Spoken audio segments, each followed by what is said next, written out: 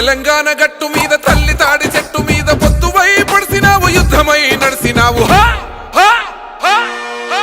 బహుజన బంధుకు ఓ సర్వాయి పాపన్న బరిగీసిన సింహాని ఓ సర్దారు పాపన్న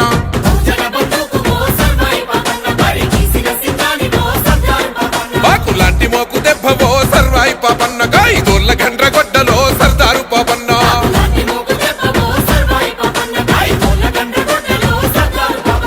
అల్లగీసే వృత్తిలోన కత్తివై పుట్టినావు సర్వమ్మ గారాల కొడుకువై పెరిగినావు అక్షరాలు రాయకున్న లక్షణంగా బతికినావు అన్య విద్యలందున ఆరితేరి నోడివయ్యా ఆజాను బాహుడా ఆత్మగౌరవానివయ్య గీలా షపూర్ కోట సర్వాయి పాపన్న నీ పోరాట ఊటనే సర్దారు పోపన్న